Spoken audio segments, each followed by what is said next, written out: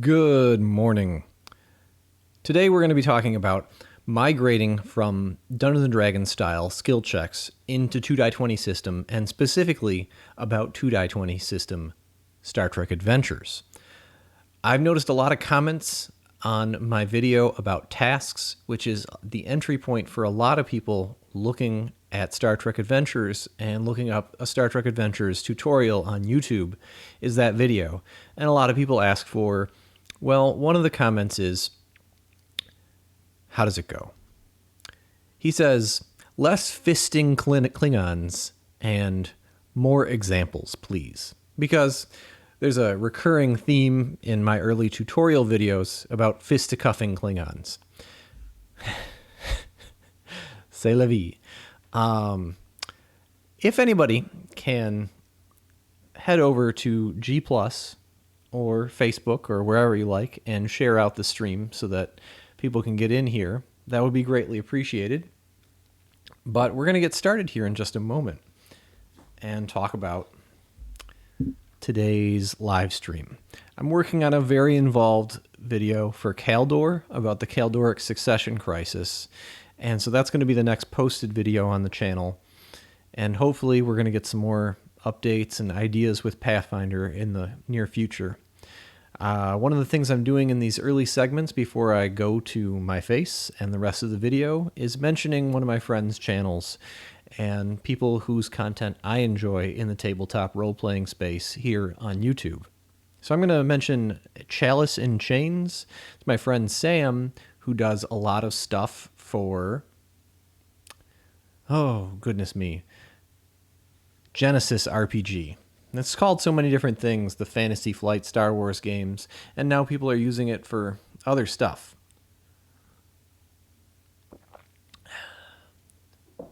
So I've noticed that maybe I have some ingestion settings issues, which is one of the reasons that we do these screens. This is a live event, and I've gotten some comments recently from people giving me a hard time about how it was a live event. And one of those things is that we talk a little bit before we talk, because we want to give people a chance to come in.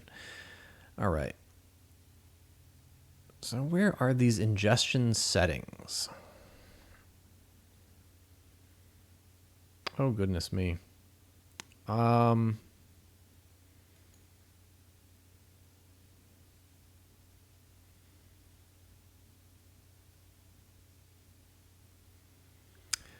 that is not something that I'm at the proficiency level to understand by myself, unfortunately. If anybody knows where you go into OBS to fix things like that, let me know. We are going into the stream now. Welcome. I'm the Complex Games Apologist, and today we're going to be talking about how to make a migration from D&D style games and D&D style skill checks into the 2die20 system task paradigm. And so one of the things to really keep in mind here is that tasks are driven by player narration. It's not like you say, I want to make a stealth check. It's not like you say, I want to make a con roll. Instead, you describe what you're doing, and when it reaches the level where it's challenging for a hyper-competent character, like a Star Trek protagonist, this fellow right here, then the GM says, that will be a task. At which point you go into the whole routine of purchasing dice, creating opportunities, which it's great if you describe how you create that opportunity or how you draw on your friend's momentum or what risks you take by adding threat to the pool. But this video is not about the basics of how to do tasks. Instead, this is about translating some of your instincts from this game and from others into instincts for 2die20 system. So the first thing that I mentioned is that whole idea that it's not like this is something that can be invoked. Instead, it is a response to inhabiting the world and the story. With that in mind, there's three kinds of tasks. And this is, I think, another important part when you look at changing from a skill roll or an active attempt to do something in a D&D style game versus a response, which could be something like a saving throw, which you're familiar with, a thing to avoid something, And then, basic proficiency or did it work out for you type rolls where things are very uncertain. This would be things like attack rolls in a D&D style game. So, in Star Trek Adventures, in particular, 2.20's system speaks to how there are three kinds of tasks.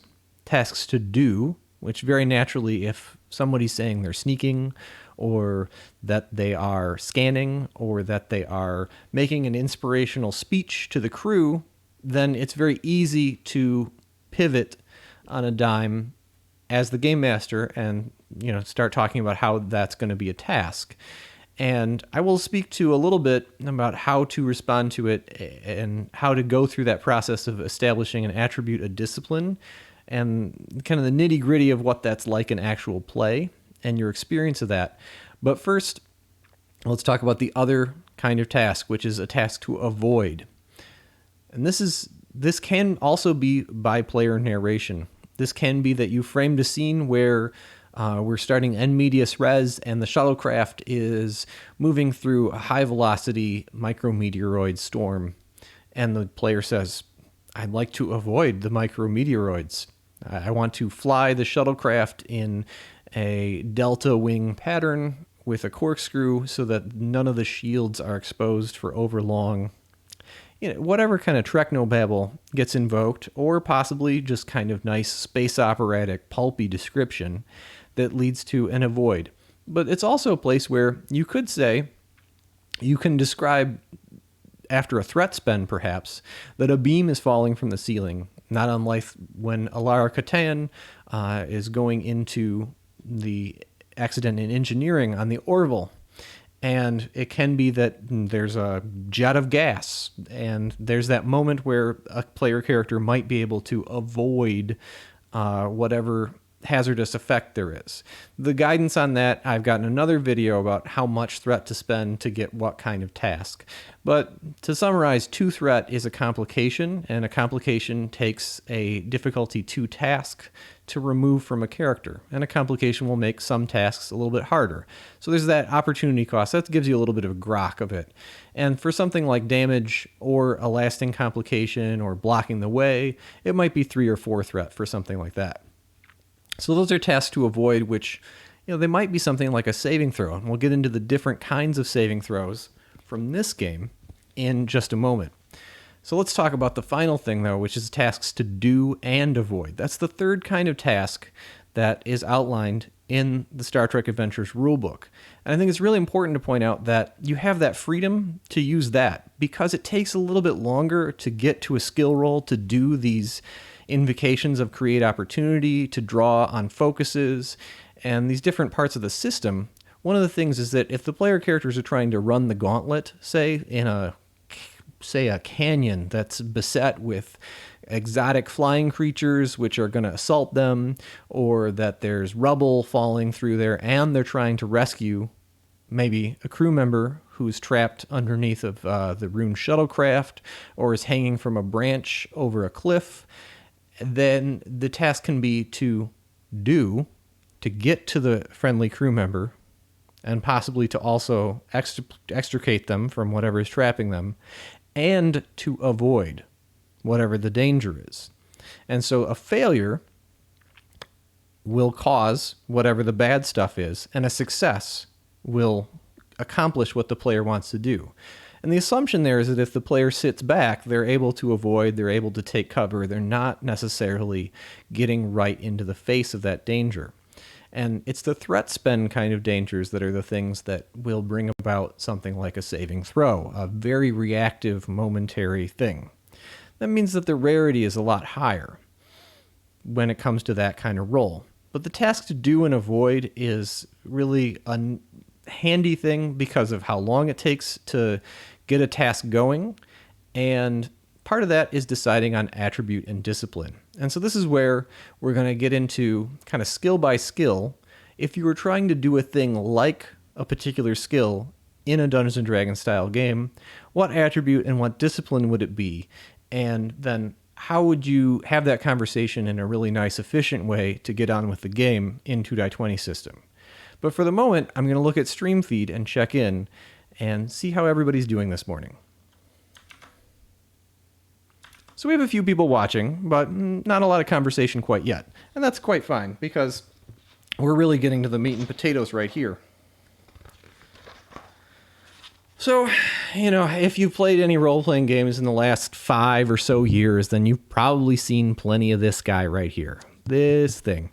I saw enough of it that I needed a break, personally. And that's fine. You might be in a group that is actively playing this or is ready to take a break and look at other systems like Star Trek Adventures.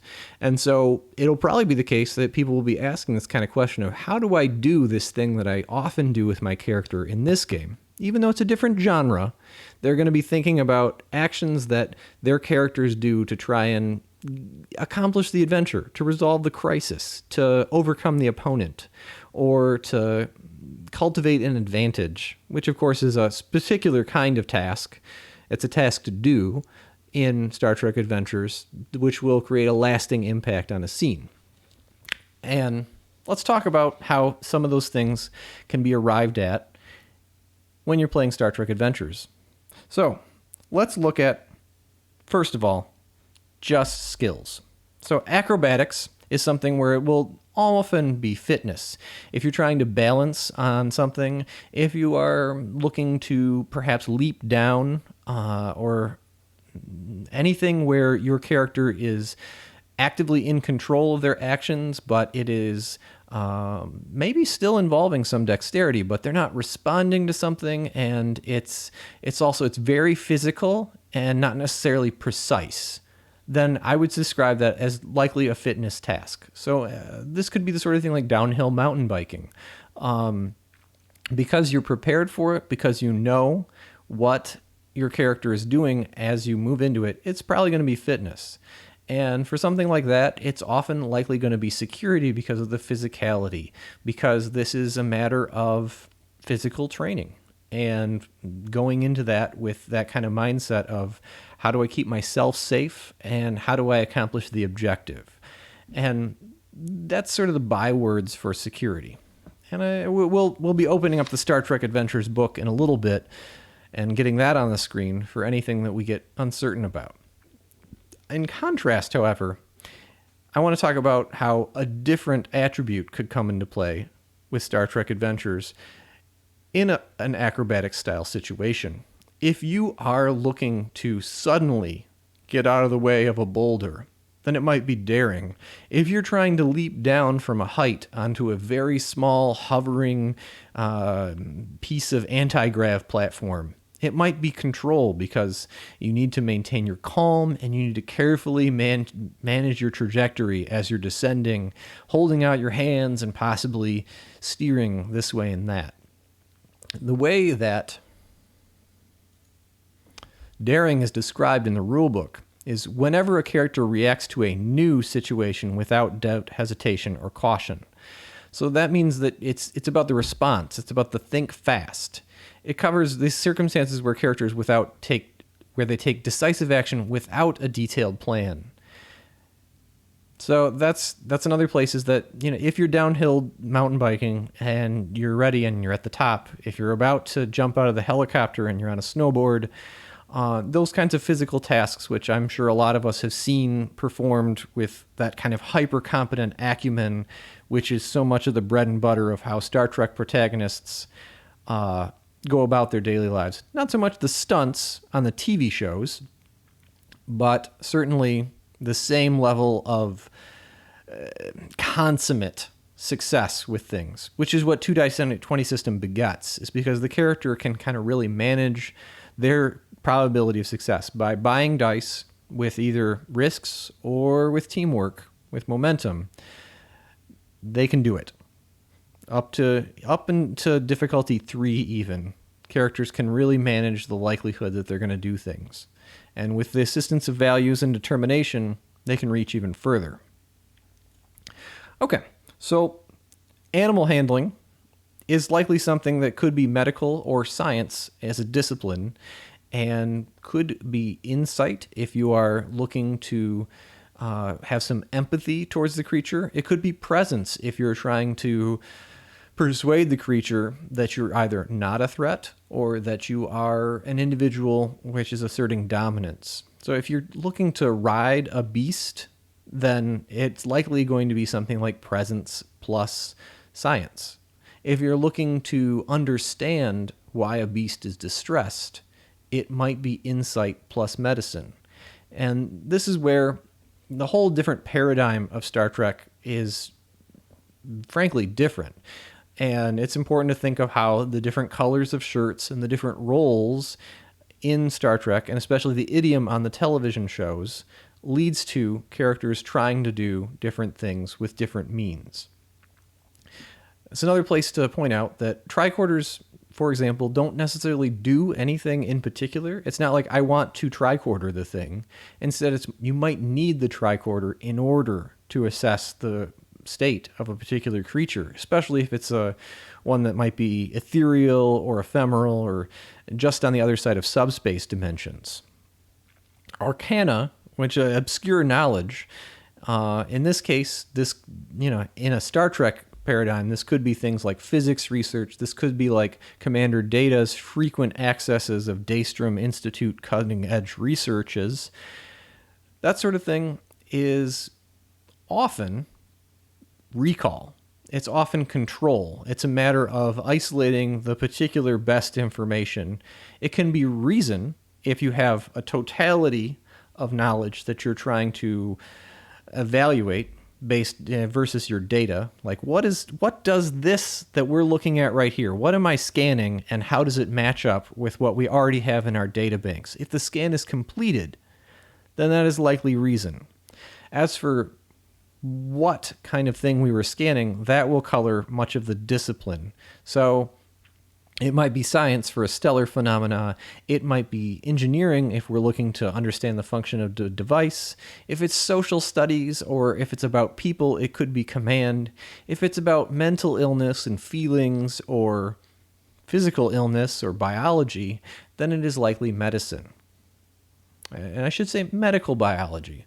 That's one of the places where there's a soft line between science and medicine, and Star Trek Adventures is perfectly fine with being a little bit flexible with that.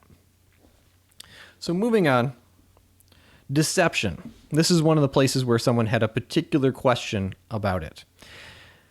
All right, so the Corbomite maneuver, which Kirk performs, where he bluffs an elaborate dead man switch on the original 1701 Enterprise. That audacity could be daring. It could have been possibly control to keep his story straight. It's certainly when he's encountering the objections or the uncertainties of his crew, that's presence. It's important to pay attention to what the context is. As he begins the Corbomite maneuver, as he is on the back foot, as he's looking at the death of his entire crew and the loss of his ship, and he comes up with this audacious plan, in the moment, that's daring. As he needs to maintain that and continue to sort of BS his way through the Corbomite maneuver, control, and maybe possibly even science for a discipline, because he's getting into some serious particulars when it comes to this. Or the argument could be made for engineering. The point is that notice how I am getting into this little bits and bobs about the different attributes and disciplines. Get a feel for the personality of these things. But when you get to the point where it's a task, my recommendation as a game master for a 2-9-20 system is that you say, that will be a reasoned task. Or, that sounds like that will be a task using medicine. And often one of the things you can do is just say one of them, and the player will be pretty clear on what the other one is. So choose the more uncertain of the two, and decide for the situation what will be the better. And of course, there's the opportunity for an exchange, but the faster that you get to that point where you're rolling the dice, the better. So, reason versus insight is one of those things where a long discussion can light up. Just decide which one it is and kind of may offer a very brief explanation of which of the two it is. But suffice it to say, this is one of those places where interjecting your confidence and just getting the situation moving along is very important. The task target number is, after all, only one minor component of the totality of the task. The target number that the player is rolling against is just a little fraction of it versus the difficulty, versus the complications involved, and all the different talents and the use of the pools. And so, since there's so much going on with these tasks, it's important to just experiment with having some confidence. You don't have to be perfect by any means. But in 2die20 system, the charm of the game is in its velocity, in its joy. Now, let's see what's going on here with Stream Chat before we move on and talk about saving throws and a few of the other skills. So Greg, or Gregory, says morning, and our McDude says hello. He also says, remember to wash your hands once you get done with that 5th edition book. You might catch something. It's been a while since I've used it, and I will say that much. I still have my fireball tucked into it. All right, so let's talk about saving throws, about tasks to avoid. The strength saving throw, which is often a matter of resisting a sudden force, something which would cause a knockback, like a bull rush from a minotaur or the like, or just any kind of situation where you can put your back into it. This also goes for strength checks. That can be a fitness roll. Really, it's likely to be a fitness roll, period.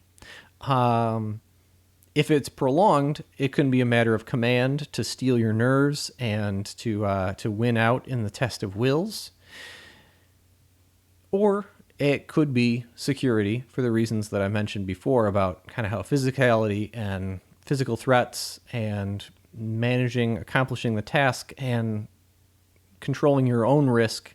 That's all about what security is described as. If a player character is taking advantage of differences in the physiologies between themselves and their opponent, that could easily be medicine under some circumstances. But keep in mind that a lot of this stuff is likely going to be encompassed in the daring plus security opposed task for melee combat. And really, when it comes to the scaling of the combat system, daring is almost always the right answer, because it's all about think fast. It's all about how much can you risk your life in this moment to overcome the opponent's life risking trying to win the battle. This is the Kirk hammer fist. This is the Janeway with the butt of her phaser rifle moments in Star Trek. And they're often tooth and nail. And I think the choice of daring, as suggested in their rulebook, is something that there's no reason not to hold to 9 times out of 10. And the sort of strength save stuff is stuff that happens after the fact, when you get the shove effect, when you get the knockdown effect, and so on. And it's covered in its own fine ways in the rulebook. Dexterity saves is a sort of thing where if the floor is crumbling, then you need to think fast. And most reflex saves, most of the things for which you need to avoid this guy right here, those are daring tasks. If there's a very small piece of cover which you need to get behind in short order, and that's your plan, if you've anticipated it, it could certainly be control under some circumstances.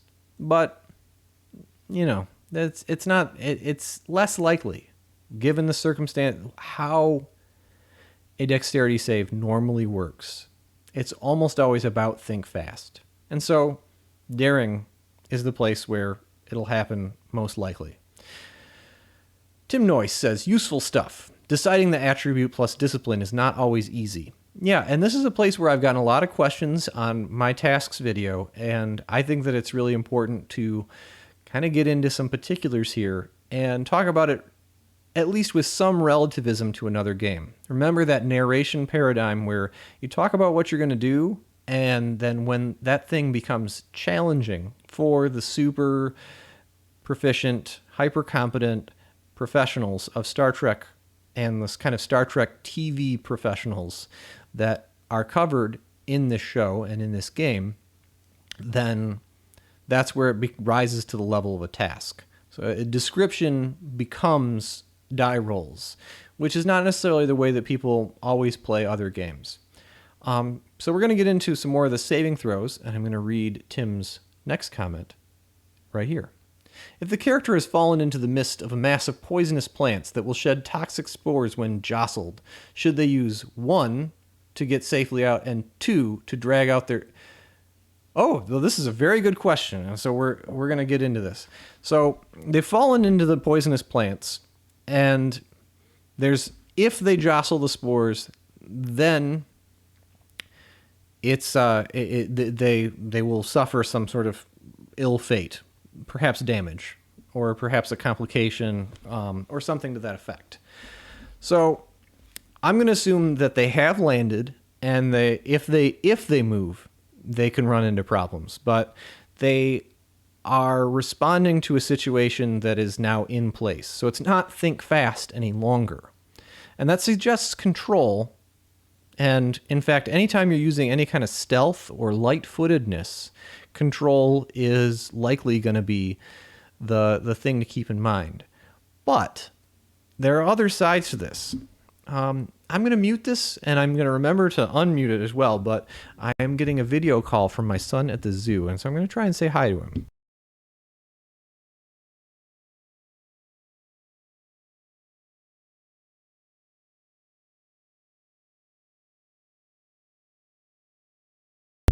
Okay, well, as it turns out, they might have just been telling me that they were very fortunate that they got to the zoo, and it looks like they all got in free because he was with his grandparents. So that's a plus.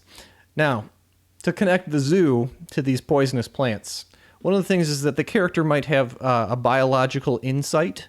They might be a botanist, or they might be just drawing on their understanding of these plants. If they're holding out their tricorder and they're metering what level of disturbance is going on in the nervous system of these plants, they might move a little bit and then move a little bit again. Or they might put out an ultrasonic pulse with their tricorder, which neutralizes the sensory information. That might be an engineering task. Approach is the key here. If the character is just trying to carefully move with physically, then I would definitely say that it's probably control and security.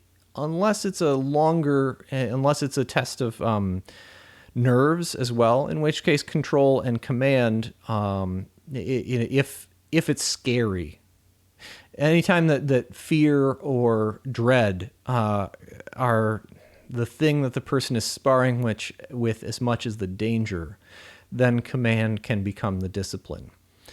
Let's think a little bit more about this task. So it's, as I described, there's a lot of approaches which can involve other kinds of disciplines. If the character pauses and crouching there is, very calmly analyzes the biology of these plants and finds a particular metabolic pathway, or that they can maybe just slice one of the stems, and they're looking for a way to neutralize this biology quietly and carefully. There could be a reason task to create an advantage, essentially. The thing is that the player, if you're playing in that modality where you describe and then it becomes a task, the players will start saying Star Trek things, Star Trek solutions, and that will guide you. So when I talked about the engineering and the science methods of doing this, those might be advantages which then obviate the need to do the task at all.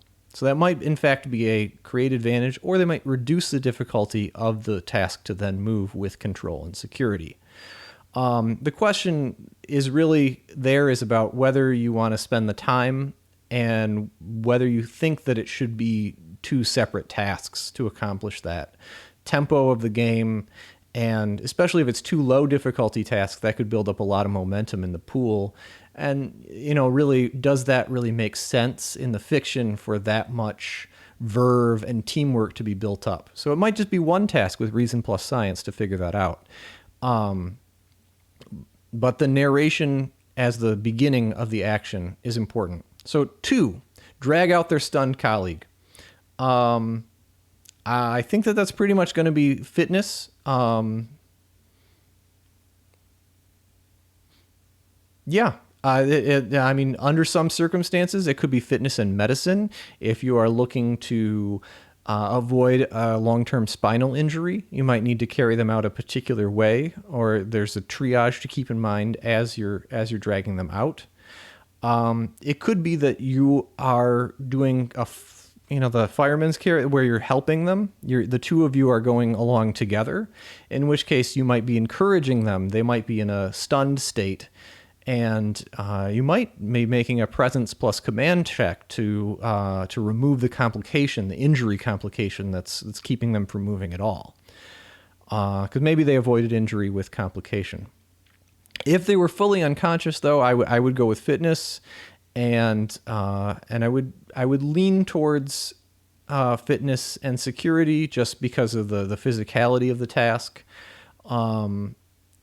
And depending on how far it might be, I might think about making it one of those sorts of extended tasks where there's the possibility of doing it in one go, where the work is 10 or below, and then it's a task to avoid at the same time. So they're looking to hit that amount of work, and if they fail the task, then they might also take the damage, or they're avoiding further stress or complications to the injured comrade.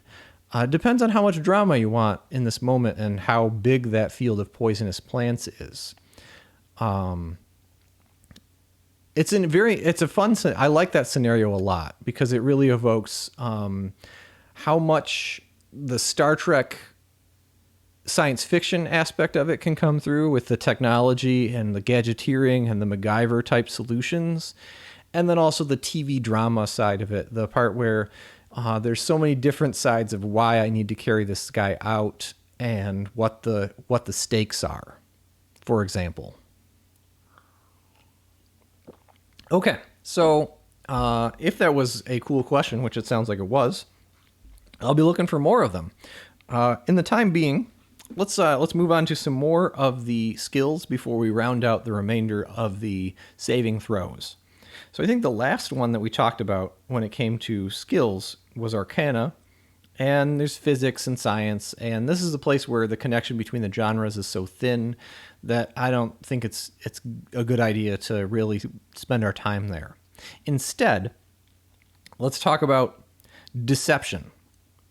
It depends on what kind of lie you are doing. If you're trying to keep your story straight in the moment after you've already begun a long-term deception, if you are having one of those, we got a slight reactor leak, give us a second to knock it down, that may be a control sort of situation because you need to stay in character. Under most circumstances, it'll be presence because you are trying to be persuasive, you are trying to stay in your element and kind of create an aura of believability. And so it's almost always going to be presence and command. But there are some circumstances where it could be other things. The other possibility is that with this lying, it could be the audacity of your lies, in which case it could be daring. With these sorts of personal interactions, though, most of the time, especially when you're in this active role, in a personal interaction, that'll be the command discipline. The reactive role, the psychoanalysis, the Beverly being caring and insightful about how people are, or Deanna similarly kind of understanding what people's weaknesses and strengths are, that is tending more towards the medicine, towards the mental illness, and towards the mental health side. So that came up quite naturally in the starter adventure. So that's interesting. And we can take a look at a few more elements from Rescue on Xerxes 4, actually. So we will rush through a little bit one more of these skills. Medicine speaks to itself. We have an entire discipline, so there's a one-to-one connection there.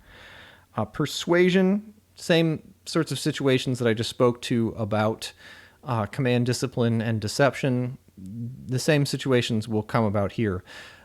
In the command discipline book, there's some very sound advice about creating brief, extended tasks to accomplish these sorts of things. These are the kinds of extended tasks which can be low work and possibly accomplished in a single thing.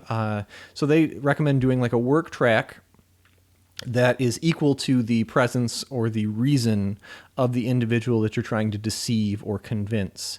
And that can be a fun thing. It's a thing where at the tabletop, it might be a little quicker because you have the dice right in front of you. But describing all these additional layers to make those quick on the spot extended tasks, it does have a cost, a time cost. It just saying that'll be an extended task with work 9, difficulty 2, magnitude 2. That means that you can accomplish it in one roll, but not necessarily everyone can soak up that information as fast as I conveyed it. And then picking up the right amount of dice for that and so on. It's a useful thing because it taxes momentum, and sometimes it puts you in a catch-22 where you need to decide whether you want to get it done in this one task and walk away with it with relatively little momentum, or whether you can afford to do it over 2 if you roll poorly on the work roll.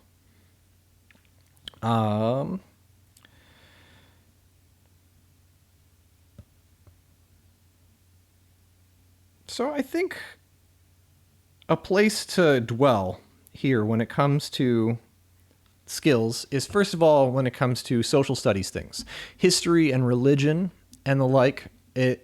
The discipline involved can be science if you are doing a detailed archaeological analysis, and it often will be reason because you have a large data set. If you're trying to recall the right things in the moment, that can be control. If you are trying to make hypotheses from limited information, that's almost always insight. Like, what does this remind me of? That's an insight question. And regardless of whether we're talking about survival or nature, which is kind of the next kind of area of expertise that I want to talk about, or whether we're talking about these social studies questions, it's, do I have complete information? Am I trying to analyze towards a conclusion? Reason. Am I making a wild guess or trying to find similarities? Insight. Am I in a situation where there's a lot of options and I have a limited time, but I'm not on the back foot. Like this is easy to figure out. I just need to get it right. Control. And again, this is a place where there are many answers, and I might sound like I'm not particularly sure, but really what the thing is that there are many answers. And sometimes the question is answered by who's doing it. Will Riker is daring. Will Riker is thoughtful when he needs to be. He takes a step back and he looks at who's best for this and how best would it work. Oh, now my wife is calling. All right, well, we'll mute this one.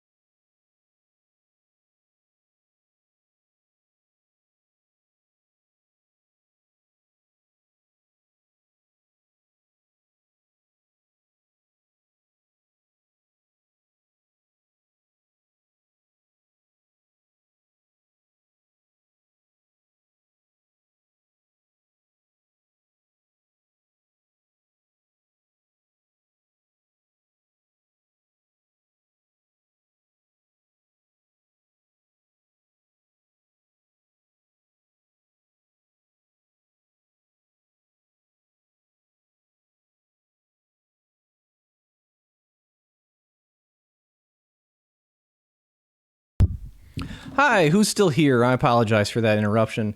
Unfortunately, when it comes to stream feed, I have to make the devil's bargain of deciding whether to edit the video and take out the gap time or keep the gap time and the stream feed is preserved. And that's the devil's bargain that you get when it comes to YouTube, is that when people are going to be watching this for the replay, whether they will see the live chats. And I think it's very useful. So Tim says, I'm running a play-by-post on RPGNet, so the players that said that they could create advantage, so I shall suggest that they can create advantage with science plus tricorder. Yeah, I think there's a number of situations where just that kind of idea of how can I be proactive, especially in play-by-post game, that's very difficult to kind of understand because you have the information flow is a little bit interrupted. And create advantage and just generally the Star Trek way of like, I'm going to get more knowledge. And with create advantage, you can say the getting of the more knowledge can net a result. You as the GM can adjudicate what the meaning of that advantage is and whether it will make some tasks unnecessary, whether it'll make some tasks possible or lower difficulty. That's certainly for you to talk about, and you could be very transparent about that when you give them the advantage in the play-by-post moment, or you could kind of keep it close to the chest, and you could say, you have this advantage, and you could say, you have an advantage relating to your analysis of the plants, for example, and leave it at that. Common sense helps a lot when trying to figure out what skills and disciplines to use during checks. So that is one of the things, yes, we are talking about common sense right now in this video. No lies.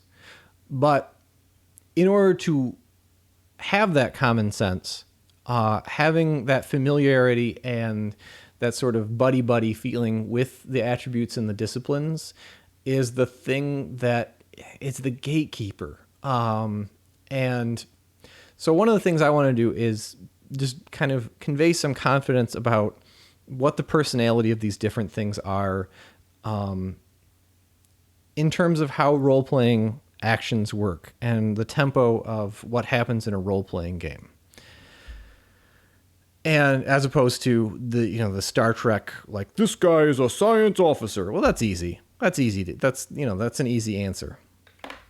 But we don't get to see the Miranda class I wanted to put there. Oh, well. So that's the goal here.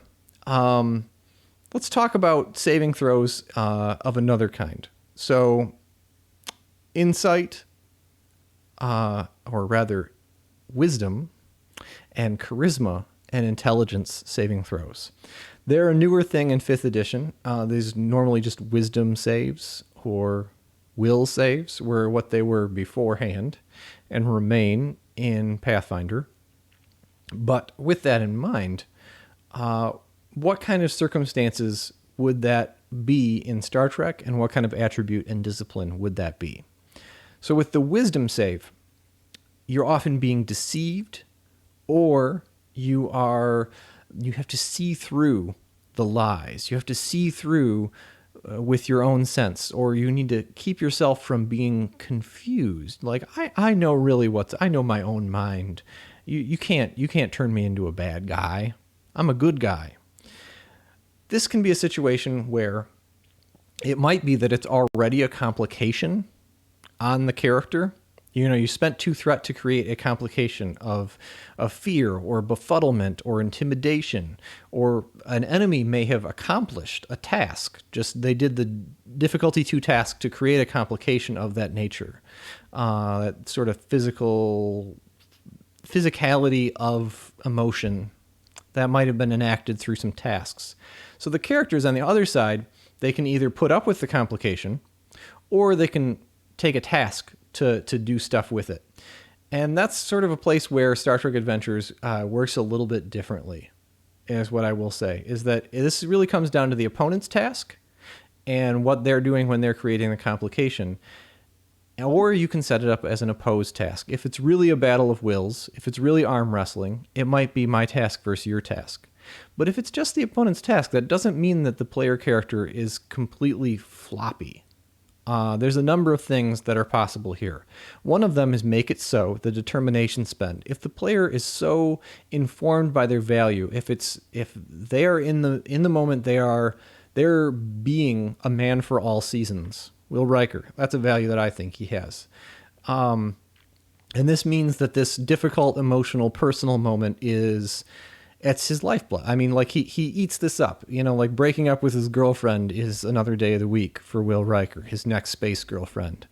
And, and he'll be back on the bridge and he'll just have more experience and more vibrance and spice of life. Give him a minute, essentially. And that's one place, is with the determination spend. So it's effectively an opportunity cost, it's a paid cost. That's the saving throw in this case. Another way is that if the opponent is making this task to create the complication, there's always create problem, which can be done with threat. You can take risks to resist, or you can spend momentum. You can spend the verve and the positivity and the good feeling that we've all got this, the high fives. You can spend momentum to make that difficult on the create complication higher. That's another example. When it comes to charisma, that's definitely a place where opposed tasks are definitely in play. If it's a saving throw for an opposed task, it's likely a matter of, I'm trying to convince an audience and you're trying to convince an audience, or we're in the situation where who's the more persuasive individual is the thing to keep in mind. Don't laugh. What used to be Tasha's hideous laughter is an example, I think, of a charisma save in this book, but I don't play much of it lately. And in this case, I would describe that as closer to control. The Vulcan, maybe he fails. He doesn't have to make the task at all because of his species trait. That's another thing to keep in mind, is that sometimes these tasks will be harder or easier. These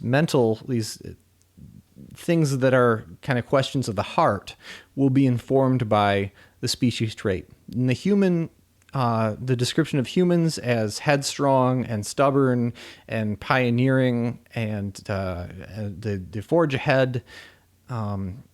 Andorians are bellicose and combative, and they're competitive, and that can inform whether an Andorian might get knocked down and he gets up again because the honor of his clan is on the line. Contrast, a Vulcan is suffering in defeat, whether it be mental defeat or whatever. He might be in a situation where this is evidence that he really is inferior and he needs to go work on himself. And so that might increase the difficulty or make it into a real task. When it comes to these things, the amount of time spent invoking the trait has a lot to do with whether it feels like fiction or playing with these adjectives. So, it's like, I would say, I don't think you have to roll because you're a Vulcan, or it's going to be one harder because you're a Vulcan. And just leave it at that. But the species trait is a really nice place to bring that in when it comes to these emotion ideas. So, hopefully this provided some context for how to arrive at attribute and discipline. I apologize for the interruptions, but I think that this has been a really good exploration of this topic. So, if you have some more questions on Star Trek Adventures or some future live streams topics that you're interested in, let me know in the comments below or for the next few moments in the stream feed, which I think I'll preserve. We'll leave the gap time up there for now. And these Tuesday mid-morning sessions are likely going to be where we're going to be doing these live events for the foreseeable future. The frequency of the posted videos on the channel will be... it's a little rocky because I'm doing something which is a very involved project, which is a lot of fun animation and visuals. It's the passion project for Harn. And then we'll get back onto some kind of infographic and some video essay stuff following that. And I hope you have a great gaming autumn. I'm the Complex Games Apologist.